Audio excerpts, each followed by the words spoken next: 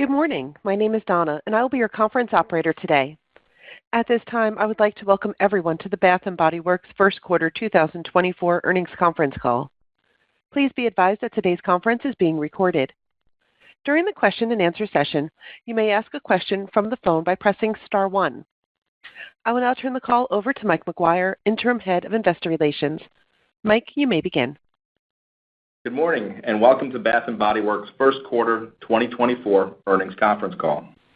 Joining me on the call today are Gina Boswell, Chief Executive Officer, Julie Rosen, President, Retail, and Eva Boratto, Chief Financial Officer.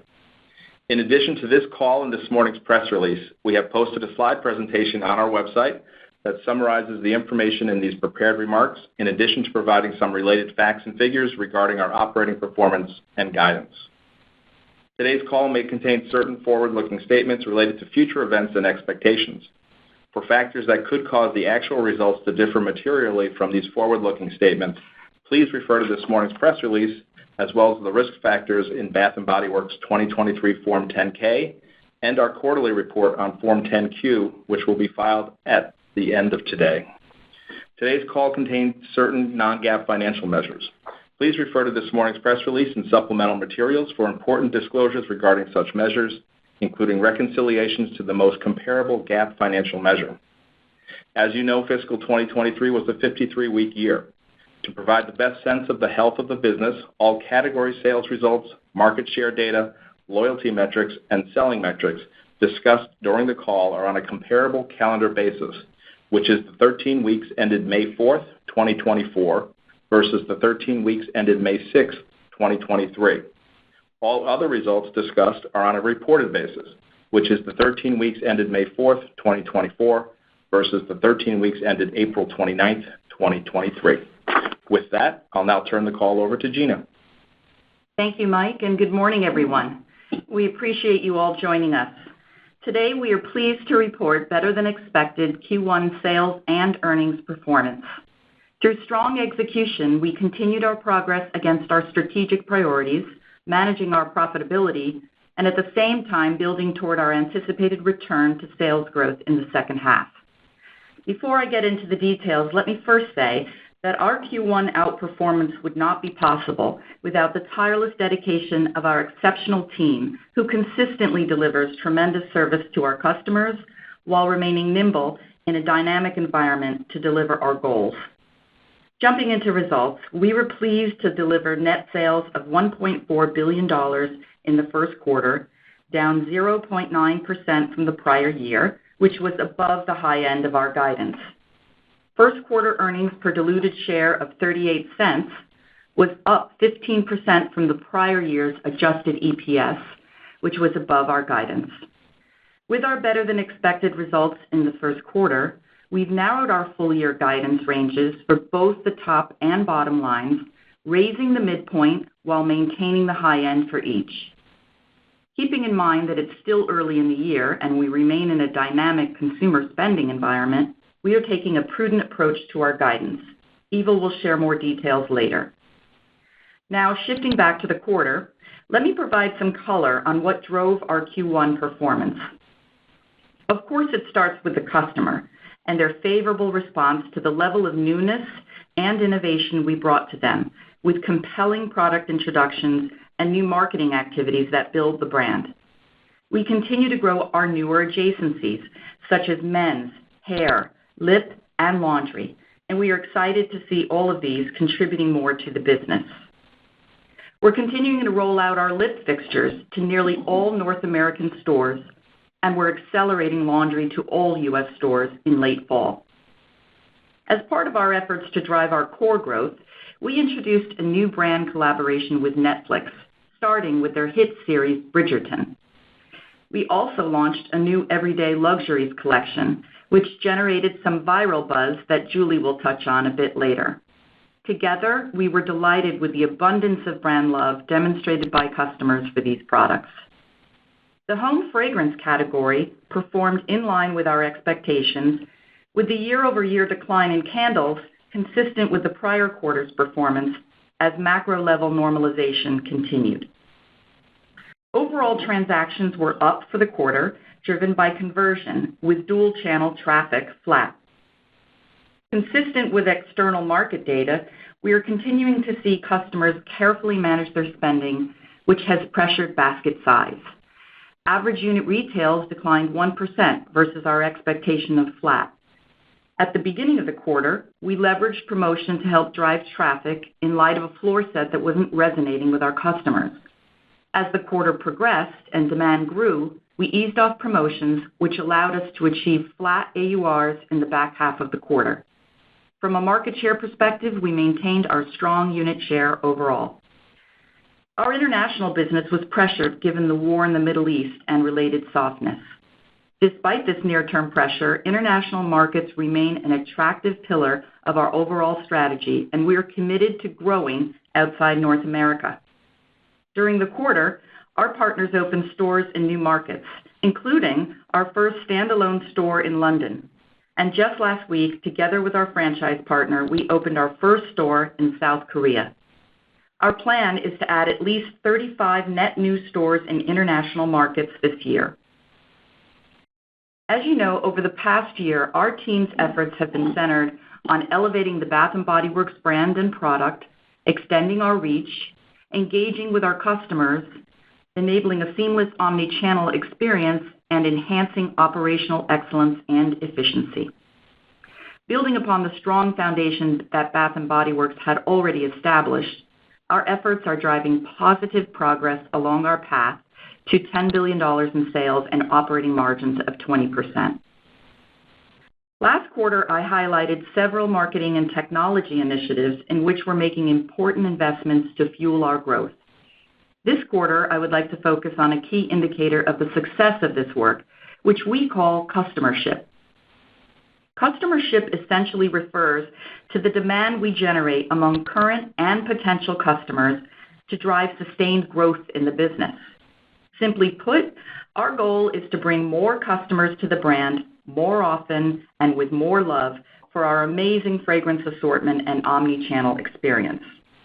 With the introduction of our full funnel marketing approach beginning in Q4 of last year, we have seen improving trends supported by greater top-of-mind brand awareness and engagement among existing, new, and reactivated customers alike. Early results from our more fulsome approach have been promising. The trend on net customer count in the first quarter improved 10 percentage points when compared to the first quarter of 2023, fueled by better retention of existing customers and a trend improvement in attracting new customers to the brand. We saw our most promising performance within our most valued customer segment, which we call fragrance fashionistas.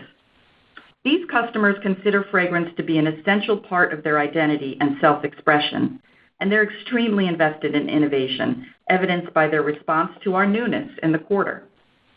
We were also encouraged to see our new efforts lead customers to shop with us more often, with approximately 40% of customers visiting us nearly 7 times on average per year.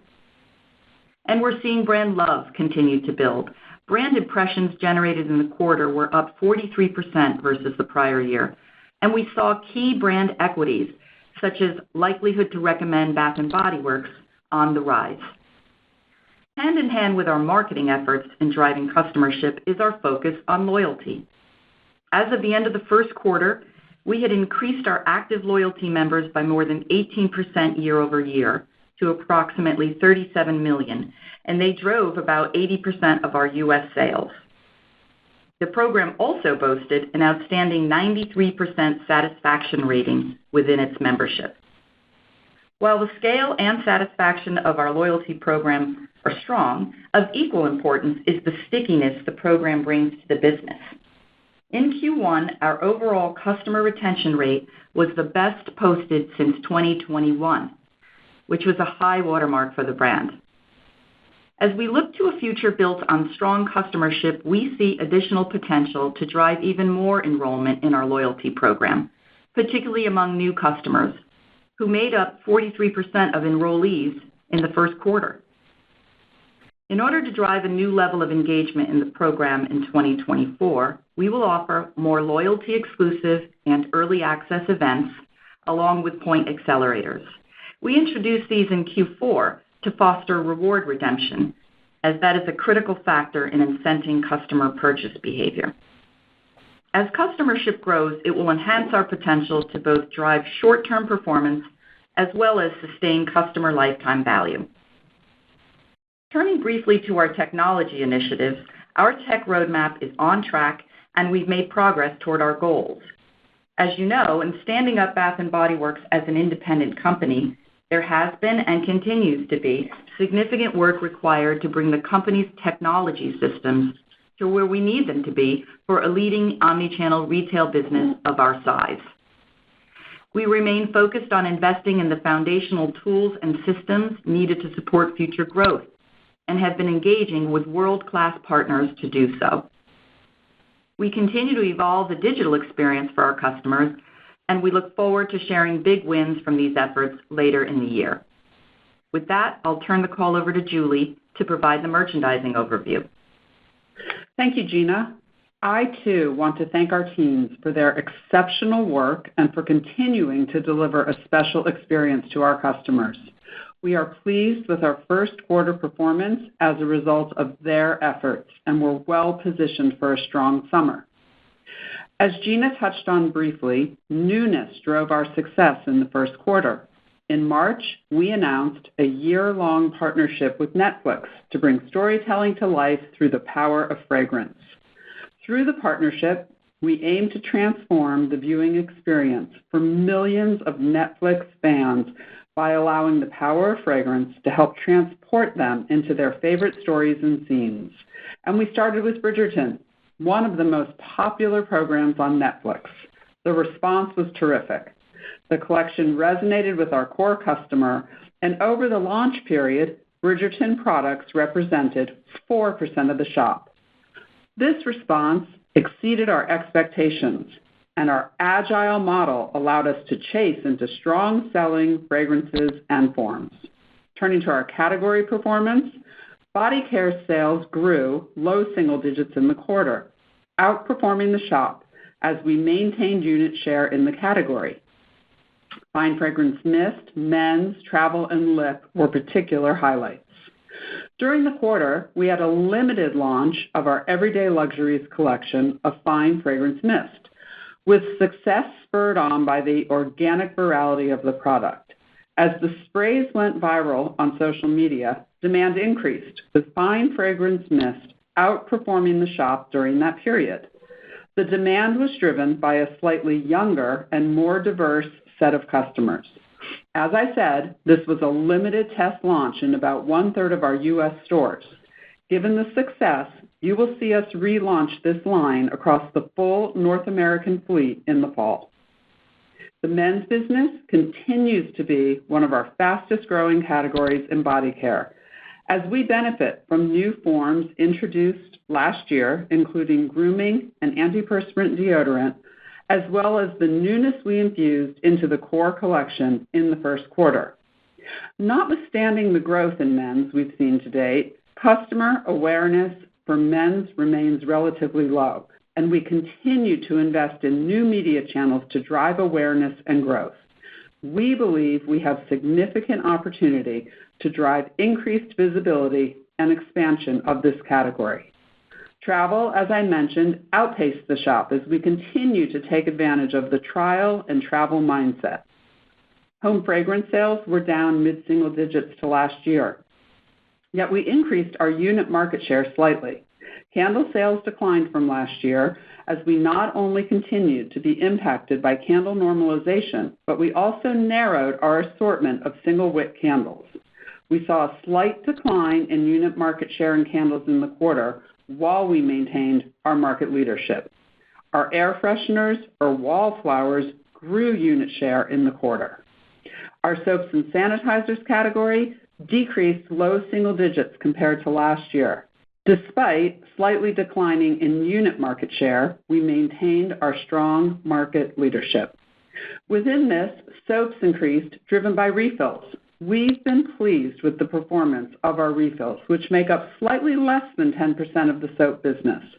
We've received positive customer feedback and have expanded the assortment since the launch. Meanwhile, Sanitizers declined, driven by our decision to exit the full-size form due to continued normalization in the category. PocketBacs overall performed nicely in the quarter, growing versus the same period last year. We've been enhancing our current forms, such as adding a moisturizing PocketBac.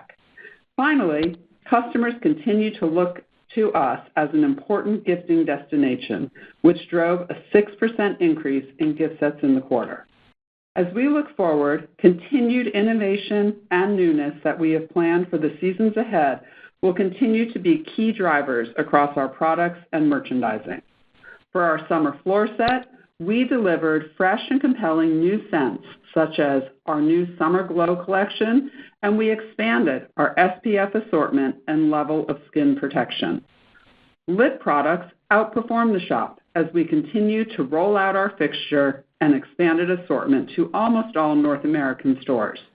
Our new lip fixture is attracting new, younger customers to our brand, which is encouraging customers to linger and play, doubling sales of lip in the stores with the new lip fixture.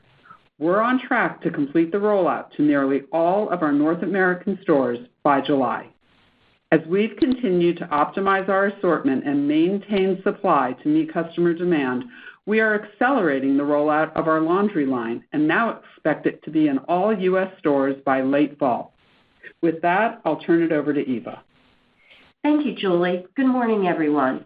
Before I review our first quarter fiscal results and fiscal 2024 guidance, I will provide an update on capital allocations.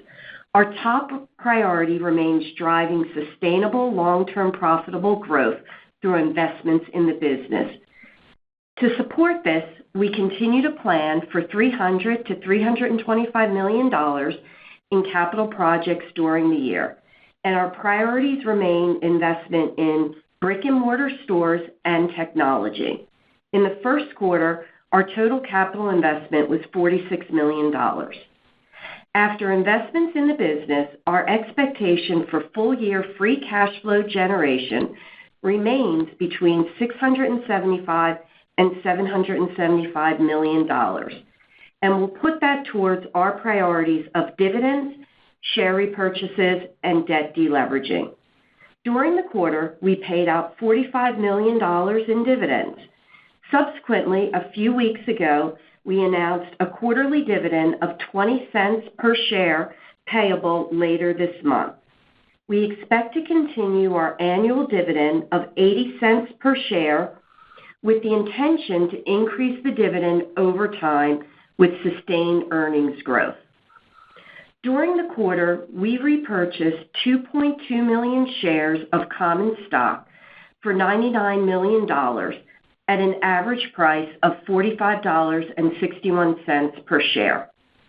Our full-year guidance continues to include the expectation to repurchase approximately $300 million of shares opportunistically throughout fiscal 2024.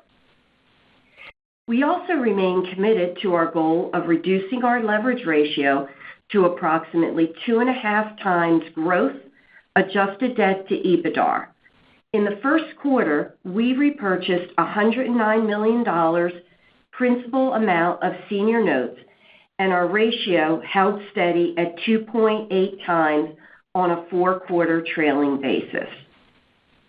Now moving to the income statement, in the first quarter, we reported earnings per diluted share of 38 cents, exceeding our guidance of 28 to 33 cents per diluted share.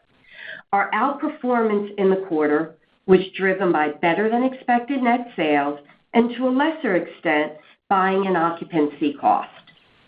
Net sales of $1.4 billion for the quarter declined a better-than-expected 0.9% compared to the prior year.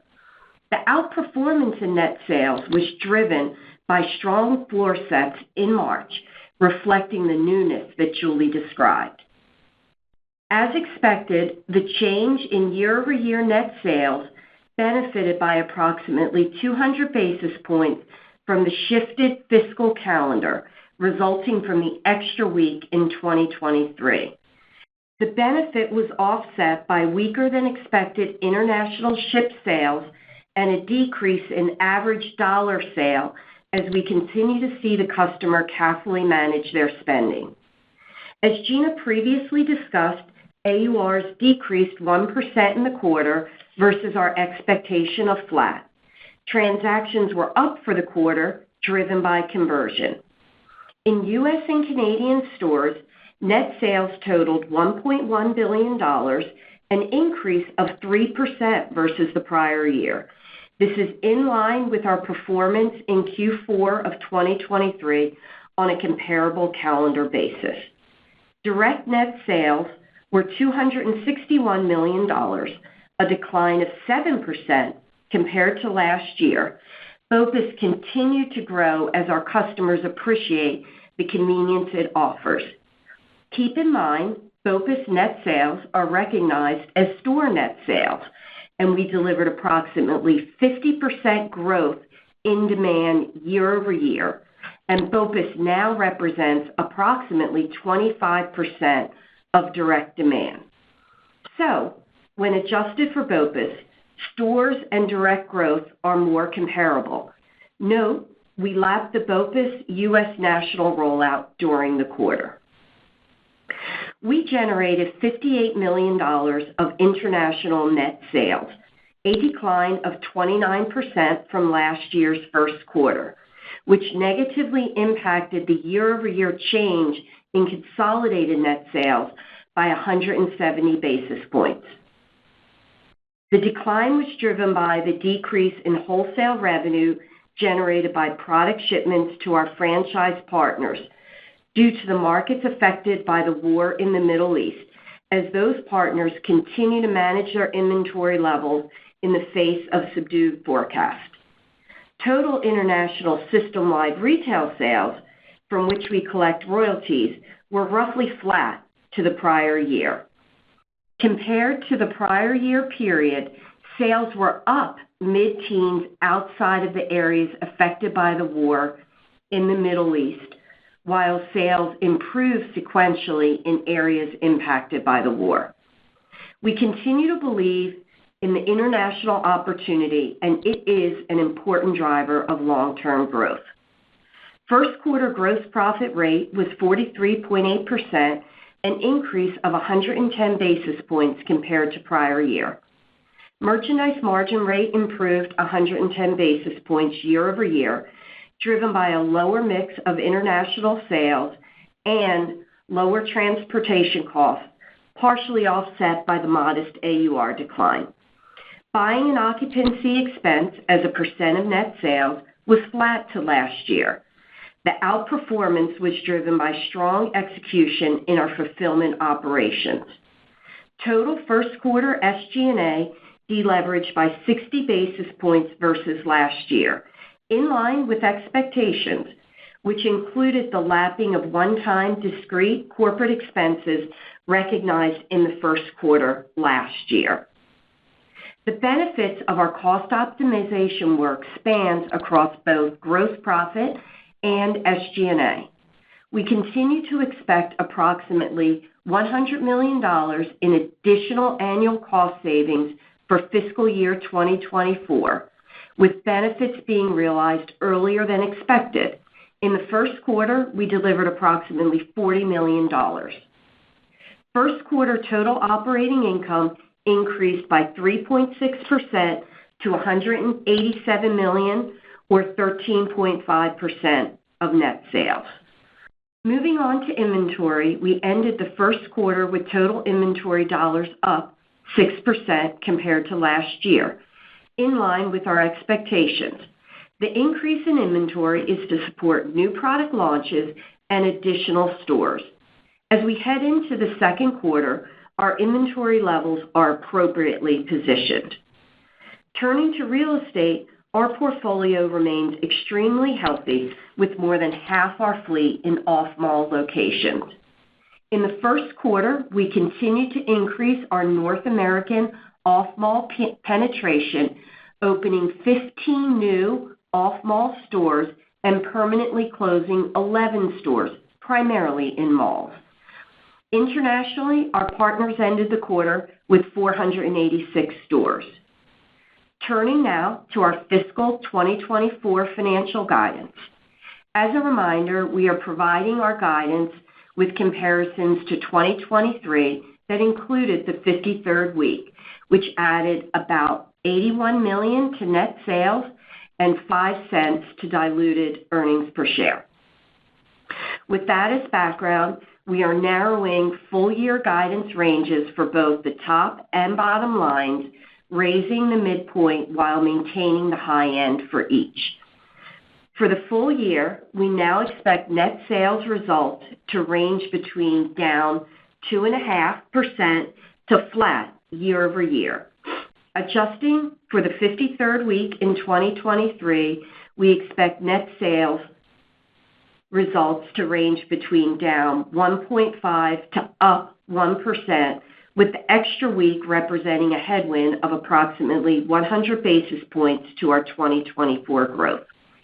We continue to expect net sales growth at both the midpoint and the high end and to turn positive in the second half of the year on a comparable week basis, as our marketing initiatives and our product launches in our adjacencies are scaled.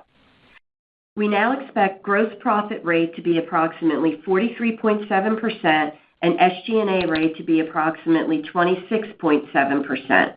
The benefits of our cost optimization work mentioned previously are now expected to be more weighted to gross profit than SG&A at a split of approximately 60 and 40% respectively.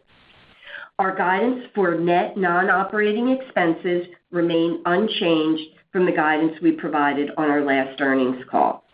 Considering all of the inputs, our updated full-year guidance for earnings per diluted share is between $3.05 to $3.35. As Gina explained, we are taking a prudent approach to our guidance, keeping in mind it's still early in the year and we remain in a dynamic consumer spending environment. Turning now to our second quarter 2024 guidance, we are forecasting a second quarter sales range of down 2% to flat versus prior year, with the high end of the range reflecting a sequential improvement over the prior quarter. We expect second quarter gross profit rate to be approximately 40%, in line with Q2 of 2023. In the second quarter, we will begin to lap merchandise margin rate expansion in the prior year. Our forecast reflects moderate improvement in year-over-year merch margin rate, offset by deleverage in buying and occupancy expense as a percent of net sales, driven by investments in store real estate. AURs in the second quarter are expected to be roughly flat. We expect our second quarter SG&A rate to be approximately 29% of net sales, with the rate increase versus the prior year driven largely by higher marketing investment and wage inflation, partially offset by our cost reduction initiatives. We expect second quarter net non-operating expense of approximately $65 million, a tax rate of approximately 27%, with weighted average diluted shares outstanding of approximately 224 million. Considering all of these inputs, we are forecasting second quarter earnings per diluted share of between 31 and 36 cents. And I'll now turn the call back to Gina for some closing remarks. Thank you, Eva. In closing, I'd like to emphasize again how pleased we are with our better-than-expected start to the year, a convincing step toward our anticipated return to top-line growth in the back half of the year. We are effectively executing on our strategic initiatives and creating more efficiencies in our business, which is allowing us to further reduce our debt and continue to return cash to shareholders. We continue to be excited about the opportunities ahead. I'll now turn the call over to the operator for questions. Thank you. Ladies and gentlemen, we will now be conducting a question-and-answer session. If you would like to ask a question, please press star one on your telephone keypad at this time. A confirmation tone will indicate your line is in the question queue. You may press star two if you would like to remove your question from the queue. For participants using speaker equipment, it may be necessary to pick up the handset before pressing the star keys. We do ask that you please limit yourself to one question in order to allow as many individuals as possible to ask questions today. Our first question is coming from Simeon Siegel of BMO Capital Markets. Please go ahead. Thanks. Hey, everyone. Good morning. Nice job. So, Good morning. Sorry, guys. Thank you. So reflecting on your marketing campaigns, the new product categories, the collaborations, just how are you thinking about the benefits you're seeing from these initiatives? Is it incremental customers? Is it incremental visits? Is it better pricing? How are you thinking about what you're learning through these initiatives? And then a little bit more nuanced. You held B&O on the sales decline. You're guiding for deleverage going forward. Just what's the right way to think about the leverage point now? And I guess I understand you're making the investments in real estate, but I also wonder if you're lowering leverage points as you move off malls. So any color there would be helpful as well. Thank you. Thank you, Simeon. Nice to hear from you. I'll take the first part and ask that Eva speak to the B&O leverage. As far as the marketing and the new products and collabs, we have been investing in a full funnel approach, and it's certainly driving top of brand awareness. You heard Julie mention the 800 million impressions from Bridgerton, and the everyday luxuries that had all those viral impressions. So whether it's collabs, whether it's the new media activities that we're engaging in, this is all inserting us into the cultural conversations that are most relevant for our customers today, and we're monitoring reach as well as other key equity metrics. So it's really exciting to see that it's working. It's working for us to gain more customers more often with more love, we like to say.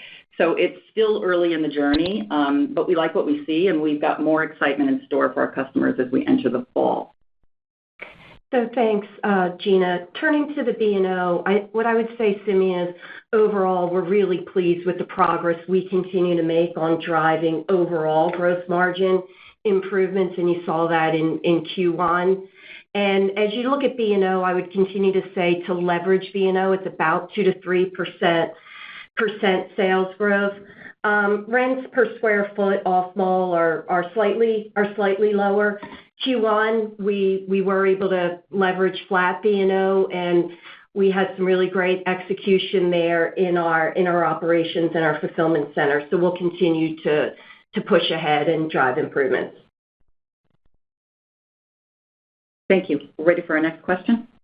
Thank you. The next question is coming from Alex Straton of Morgan Stanley. Please go ahead. Perfect. Thanks for taking my questions. Just a couple here. First, on the Middle East-driven pressure, can you talk to us about your assumptions on how that evolves in the second quarter, as well as your ability to offset that at all? And if you could provide how much that represents as a percentage of international, that would also be helpful. And then maybe taking a look forward, looking at the first quarter outcome, the second quarter guidance, full year guidance, seems like you're embedding that gross margin would fall in the back half compared to expansion in the front half. So can you just talk to us about the assumptions there? Thanks a lot. Great, thank you. I will start, and then I think Eva will chime in. I just want to zoom out for a second on international.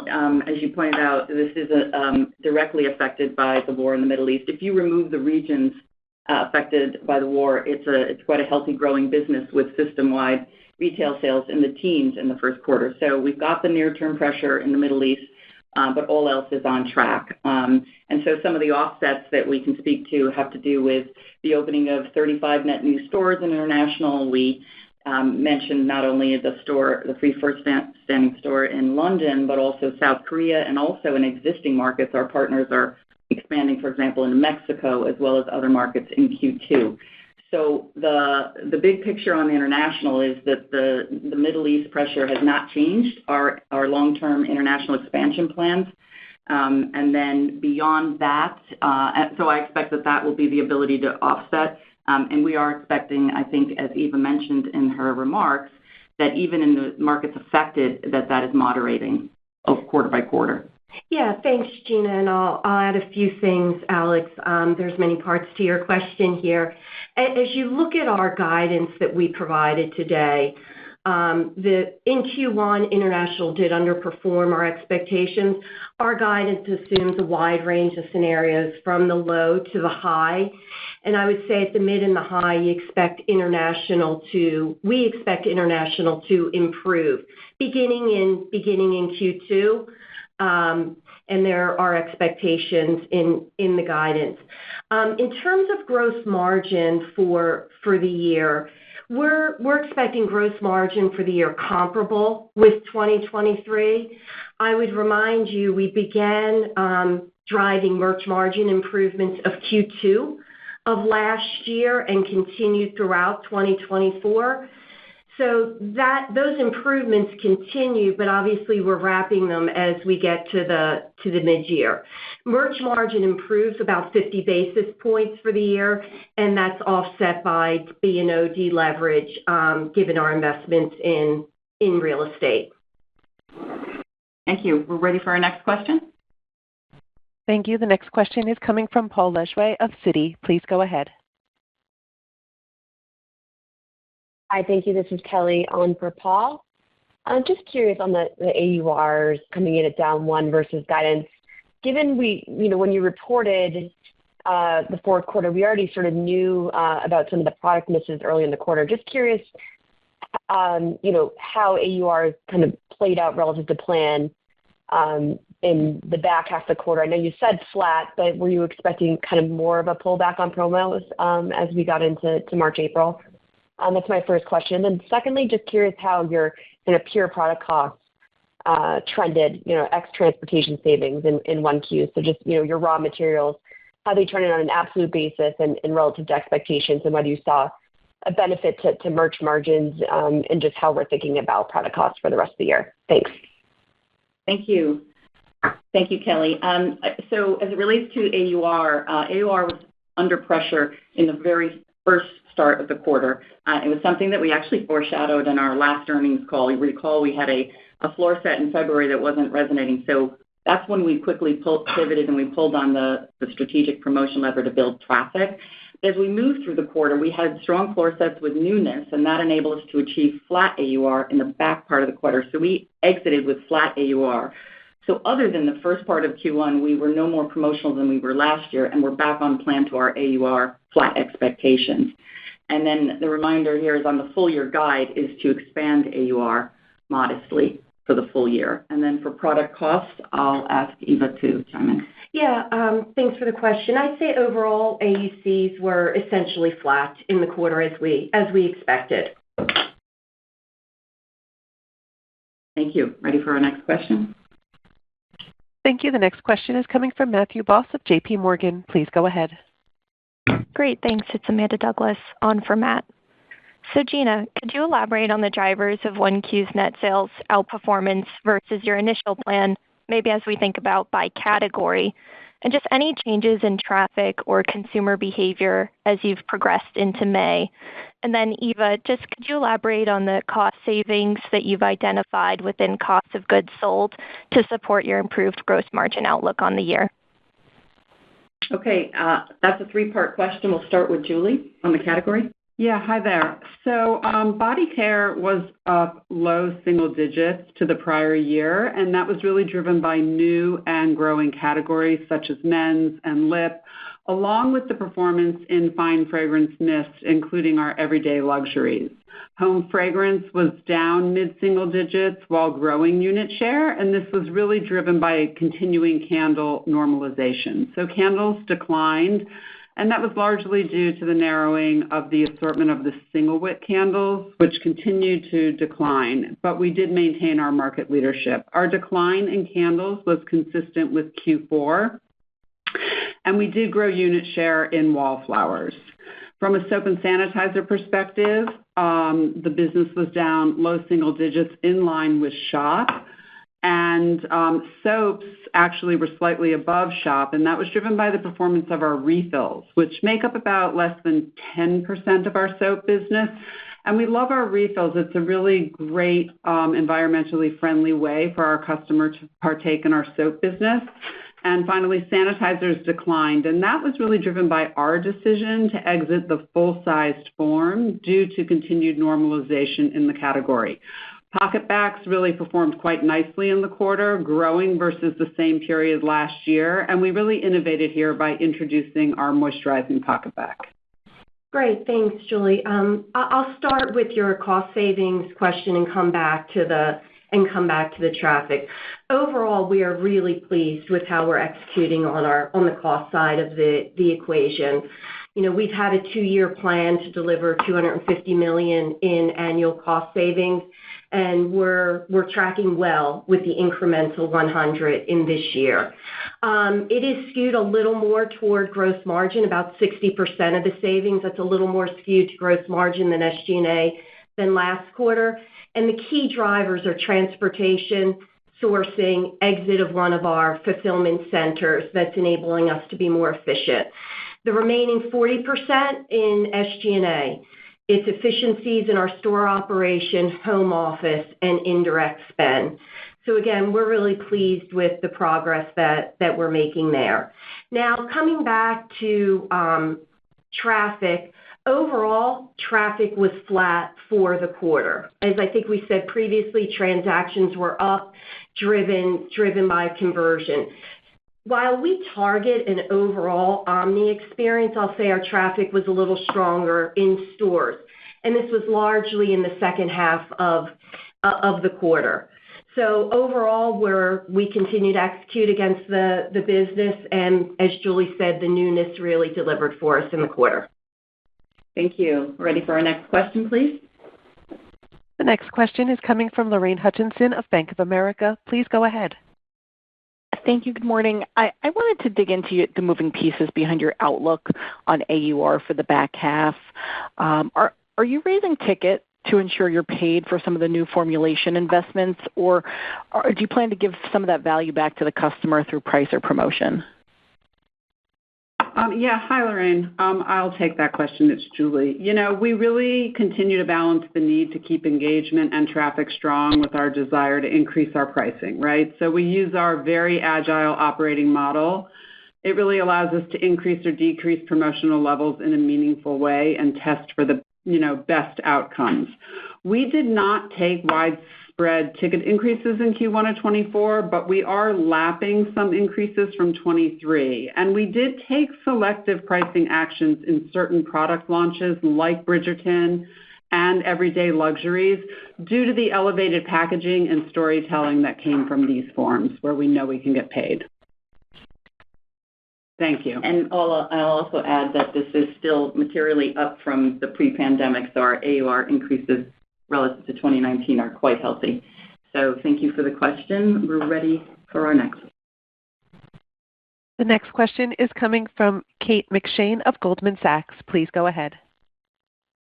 Hi, good morning. Thanks for taking our question.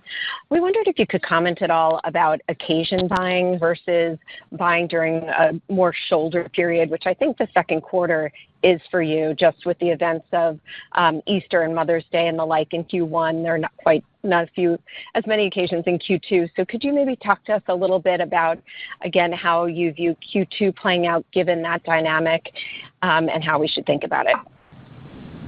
Yeah. Hi, Kate. Q2, actually, we had a great gifting business. Our gift sets were up 6% in the quarter. And, for Q2, we have 3 great gifting periods, right? We have Valentine's Day, we have Easter, and then we have the beginning of Mother's Day.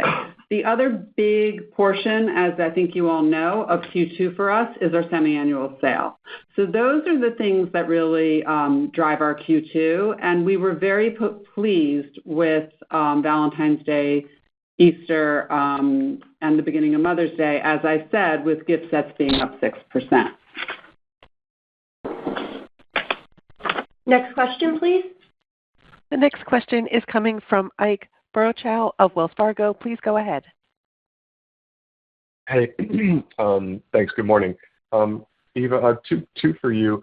Again, I don't mean to beat a dead horse on the AUR, but my question is, which I think has been asked a couple different ways, when you guys gave guidance on the last call, I believe you had guided AUR flat, and it came in a touch worse. I know you guys are saying that it improved on the exit of the quarter, but it just seems like something wasn't to the degree that you had hoped it was on the upside. So just trying to understand if you could parse that out. And then a quick follow-up on the model, Eva.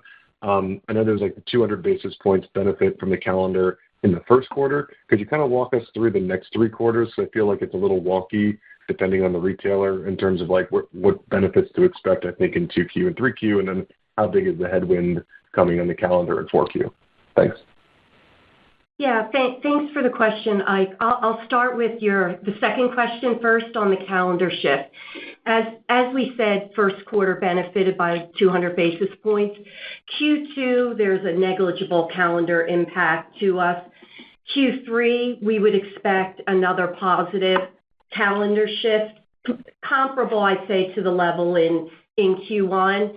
And in the fourth quarter, those benefits obviously would reverse.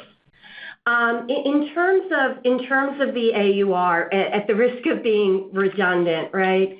As we said on our last quarter, we started out soft, and we leveraged AUR, I'll say in the first half of the quarter, to use our agile promotion model to drive traffic and conversion while also balancing our margin rate. And as we progressed through the quarter and our March floor set was strong, we were able to pull back, and that was Gina's comment around exiting the quarter at flattish. So again, the AUR, you're right, it is pressured from our guidance, but as we look at the overall quality of our quarter, at the results that we drove, we believe we made the right decisions to drive the business forward. And if I may add, we're always doing that up or down and to meet the customer where they're at. So I have, being relatively still new to this model of agility where you can actually, almost measure the elasticities within weeks. If we guide to flat and we feel the need to use a promotion as a strategic lever to get that, so long as the quality of everything else is intact, including, by the way, our gross margin, we can optimize the top line. So I just want to make sure that we're clear that when we guide to flat, we can sometimes be up, as we were in the fourth quarter, and we can sometimes be down. But the important point is that we're trying to get a good quality view and meeting the most customers where they're at. Thank you for the question. We're ready for our next. Thank you. The next question is coming from Olivia Tong of Raymond James. Please go ahead. Great. Thank you. I wanted to better understand a few things, one of them being your view on the retail competition and how that might be impacting you. We've obviously heard a lot of comments from Ulta, some more in terms of the activity in Amazon and off-price within these categories. I know they're not direct competitors, but just thinking through how that may be impacting your business. And then apologies for another question on AUR, but if you could potentially give us a little bit of color on what you saw in May, and then just talking about the second half initiatives that could drive the improvement that you're expecting. Thank you. Hi there, it's Julie. I'll take the competition question. So we participate in very attractive market segments, right? The competition is always top of mind for us. We think that they're always right on our doorstep. It's why we're really focused on offering innovative products that perform well against the high standards of our customers. So innovation is literally our lifeblood. It sets us apart from the competition. We know that they don't stand still, and we work really hard as a team to stay ahead. I would say that 2 competitive advantages really help us do this. One is our vertically integrated model. It really enables us to act with speed. We were able to react to Bridgerton, to best scents, best fragrances, get back into them. We can do this more quickly than anybody else out there. And a second competitive advantage is our unique immersive selling environment. That is found in our best-in-class stores. We are really able to tell transportive stories, which is a competitive advantage for us that you don't see at the Targets or the Ultas of the world. And as a fragrance-first company, The quality of our fragrances and our work with the top fragrance houses in the world really help us deliver products that our customer needs across many different forms, whether it's body wash, a candle, a wallflower, or a lip product. So we have a constant eye on the competition. Great. And I'll pick up on your question regarding what we've seen so far in May. The trends that we've seen so far are contemplated in our guidance outlook that we provided today, both sales and AUR. Thank you. Ready for our next question? Thank you. The next question is coming from Dana Telsey of Telsey Advisory Group. Please go ahead. Good morning. Just one more thing on AUR. As you think about the different categories of merchandise and as we go through the year, are you expecting any differences to how the categories AURs are as we go from 1Q to 2Q to 3Q to 4Q and what you're seeing? And then on the direct business versus the retail stores business, any difference in pricing that we should be aware of? And then Julie, just in terms of the new categories out there, what are you most excited about as we go through the balance of the year, given the increased laundry? Anything we should be watching for in terms of the newness? Thank you. So I'll start with the AUR category differences. We look at it in total. As you know, we do different ticket increases, and then we have promotions throughout the year. So no noticeable or planned differences as we move through the year. There'll be more surprise and delights, and those would be opportunities for us to move AUR up in those instances. But in general, we're trying to build really compelling baskets as well with cross-category opportunities. In terms of direct versus stores, we try very hard to be an omni-channel player, meaning no specific advantage to direct or stores, because what we really want to incent is dual shopping, because those are the most valuable customers that we have. And in terms of excitement about newness, Julie, if you want to comment on that, there's lots to be excited about. Hi, Dana. It's nice to hear your voice. There is a lot to be excited about, and me and my team are very pleased with our new adjacencies. So as we look to return to growth, we have 4 key elements, and they're all important to our strategy. You heard Gina say new adjacencies is one of them. So we continue to be excited about men's. It's our fastest growing category in body care. We're really benefiting from forms we introduced last year in APDO and grooming, as well as newness in the core collection, which is really driving a lot of that growth. And we are seeing a slightly younger customer in men's. From a lip perspective, so lip sales in stores that have our new lip fixture doubled. And we are on track to really complete that rollout to nearly all North American stores by July. We have a great routine that we're introducing customers to through this fixture. It's a routine of scrub, mask, and tint, and it is resonating with customers. And we're seeing a younger customer sort of linger at the fixture and play and then go and purchase. From a hair perspective, another exciting category, we rolled hair to the full fleet earlier this year, and we're continuing to learn.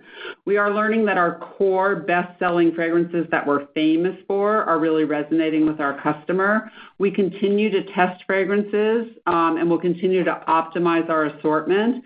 We've also seen that 14% of those customers are new to brand. And we're very excited because we just launched our travel size shampoo and conditioner this month, and customers were asking for that because it's a great way for them to gain trial into a new category.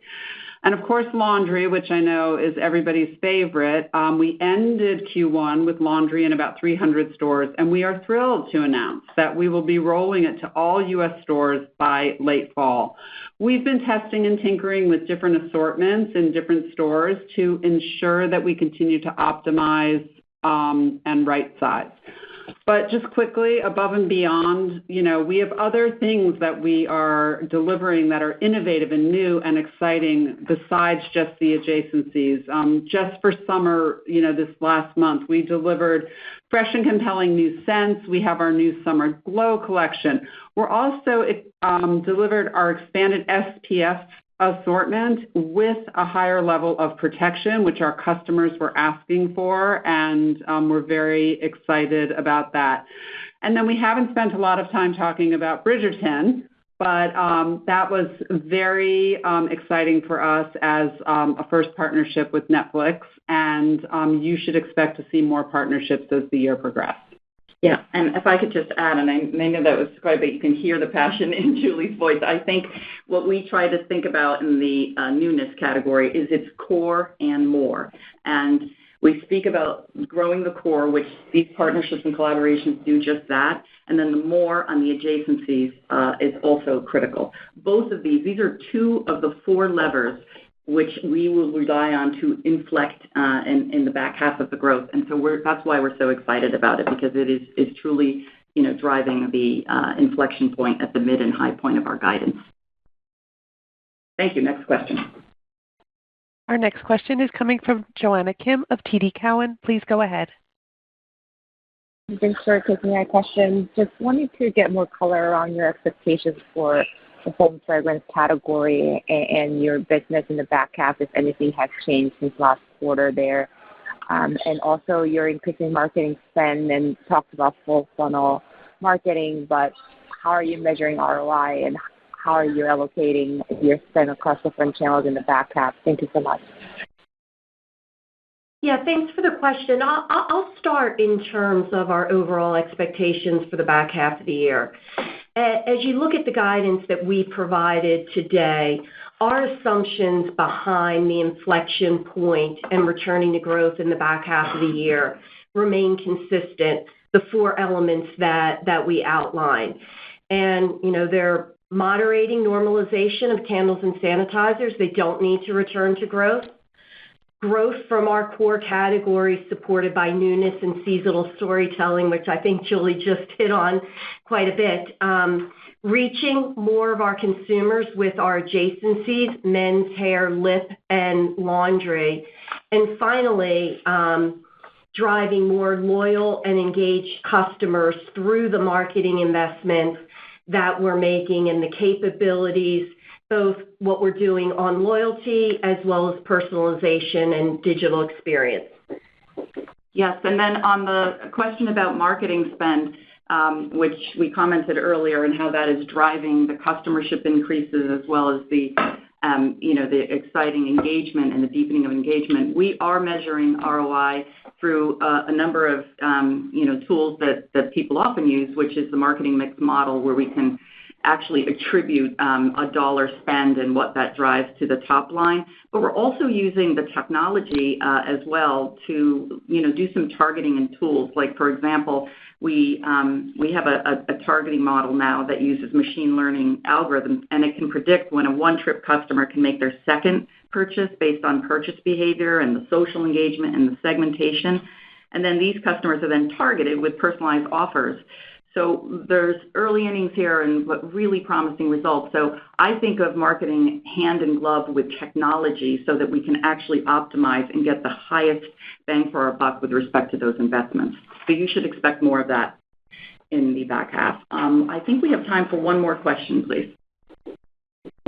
Thank you. Our final question today is coming from Corinne Wolfmeyer of Piper Sandler. Please go ahead. Hey, good morning. Thanks for taking the question.